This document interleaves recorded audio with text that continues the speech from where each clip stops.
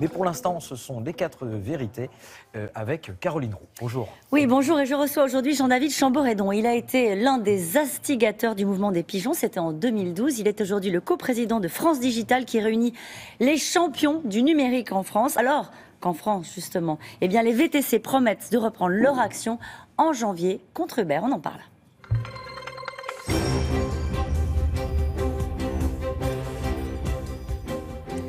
Bonjour Jean-David Chamboredon. Bonjour.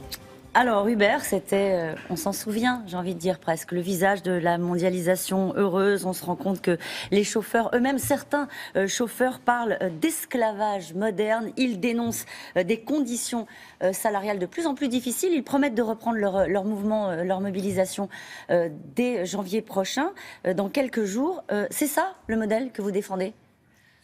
Alors, le phénomène d'ubérisation, qu'on appelle plus gentiment le phénomène de plateformisation, c'est un phénomène inéluctable par lequel un certain nombre de contributeurs sont mis en relation avec des demandeurs et une offre se crée et un service est rendu. Ça, c'est quand ça se passe bien.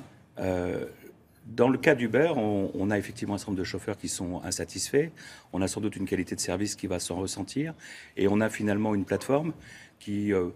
peut-être peu attentive à ses contributeurs, va finalement perdre pied par rapport à une concurrence qui, elle, va être plus respectueuse. Donc, c'est Uber qui a mal géré. À mon sens, avec les baisses de tarifs qu'ils avaient imposées il y a quelques mois et avec les changements de règles et de commissions récents, effectivement, Uber prend le risque de dégrader une qualité de service qu'il avait fait émerger par rapport au monde historique des taxis et prend le risque de voir ses concurrents, notamment français, finalement regagner en part de marché. Donc elle se termine comment l'histoire ? C'est les chauffeurs de taxi à l'ancienne qui reprennent les marchés, ce sont les nouvelles applications françaises qui gagnent des parts de marché. Comment elle se termine à votre avis cette histoire-là ? On rappelle que c'est une société Uber qui perd de l'argent, qui va perdre cette année 3 milliards de dollars. Très, très clairement, d'ailleurs, le monde des VTC fait que taxi plus VTC est un marché qui a énormément grossi, qui a créé énormément d'activités, énormément d'emplois. Après, le gagnant sera celui qui saura convaincre le consommateur avec le meilleur service, avec le meilleur prix, etc. Donc voilà, les jeux ne sont pas faits, mais c'est vrai qu'Uber, qui est une grande entreprise mondiale, qui a levé des dizaines de milliards d'euros, de dollars, qui perd de l'argent, a peut-être fait une erreur tactique en France. Alors vous représentez aujourd'hui des entrepreneurs français, du digital, mais il y a toute une partie des gens qui vous regardent ce matin qui disent c'est très bien la révolution numérique, c'est très bien, pour faire de l'argent, pour monter des boîtes, pour entreprendre, mais pour le salarié, c'est surtout synonyme de dérégulation.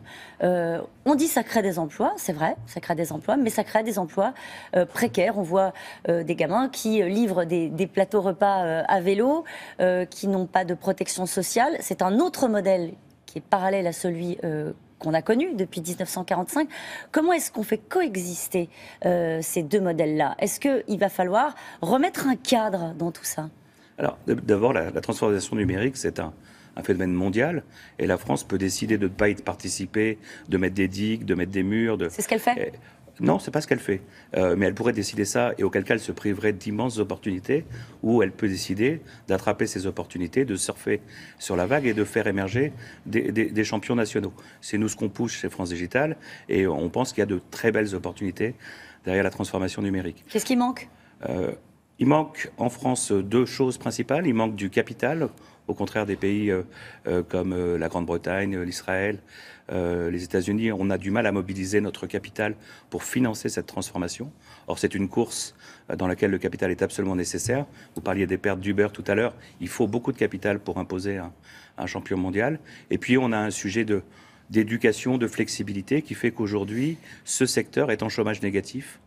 On ne trouve pas les ressources, les talents, les compétences nécessaires. Vous parlez de capital. Le gouvernement a fait des signes et vous en envoyez des signaux politiques, on va le dire comme ça, puisque dans le projet de loi de finances rectificatif, il a acté la création d'une mesure fiscale. On ne va pas rentrer dans le détail, mais c'est une mesure qui encourage à réinvestir dans les start-up. Ça va plutôt dans le bon sens. Ça veut dire qu'il y a quand même des choses qui sont faites justement pour combler ce manque de capitaux dont vous parlez. Cette mesure, c'est nous qui l'avons poussée depuis plusieurs années. L'idée était véritablement de faire que tous les entrepreneurs puissent réinvestir dans le secteur. C'est comme ça que la Silicon Valley s'est construite. C'est comme ça que les grands pôles économiques se sont construits. Bon, malheureusement, la mesure qui sort de la loi de finances rectificative est extraordinairement complexe, très difficile à appliquer. On ne cache pas notre déception par rapport à ça. Peut-être qu'elle sera revue lors du prochain quinquennat. C'est l'un des enjeux, mais on va en parler. Je voudrais dire d'abord un mot sur le chômage. Le chômage a baissé pour le 3e mois consécutif. En quoi la transition numérique peut aider à la création d'emplois? Encore une fois, dans l'immédiat, on se dit c'est formidable, mais surtout, dans un premier temps, ça détruit des emplois.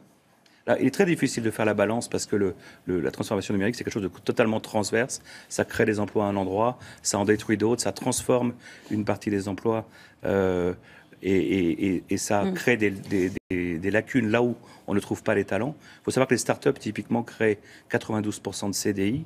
Ce sont des emplois qualifiés, très qualifiés. Ce sont des emplois qualifiés sur lesquels on manque absolument de talent et sur lesquels on ne trouve pas les gens à embaucher. Il faut donc soit prendre plus de risques sur des gens qui n'ont pas l'expérience, soit avoir des gens mieux formés. Comment vous allez faire pour vous faire entendre dans les mois qui viennent pour la présidentielle? Vous avez su vous faire entendre, vous avez su vous mobiliser, on s'en souvient, c'était le mouvement des pigeons en 2012.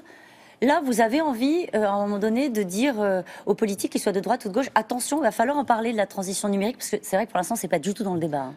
Oui, en fait, ce qui s'est passé en 2012, c'est qu'on avait été totalement absent de la campagne, et puis on a réagi derrière, à l'automne, lorsqu'il y a eu le projet de loi de finances et des réformes qui étaient extrêmement défavorables à notre écosystème. Là, on veut anticiper, on veut proposer, on veut parler et échanger avec les candidats. Vous l'avez fait pour la primaire à droite, vous avez reçu les candidats, est-ce que vous allez le faire pour les primaires de gauche, la primaire Normalement, de gauche? on doit le faire le 10 janvier avec les candidats à la primaire de gauche, en espérant qu'effectivement ils acceptent de venir, parce que leur timing est très serré et donc c'est difficile d'organiser cela. Mais normalement, c'est le 10 janvier. Et on verra bien si, parmi les grands candidats, les gens adhèrent à nos propositions. Si c'est le cas, on sera ravis. Si ce n'est pas le cas, on verra ce qu'il convient de faire. Vous présenterez un candidat? Pourquoi pas un candidat digital? Bon, ça ressemble à quoi un candidat digital? C'est un candidat moderne, c'est un candidat tourné vers l'avenir. Et on veut que le débat politique soit tourné vers l'avenir. Merci beaucoup, Jean-David Chamboredon. C'est à vous, Thomas.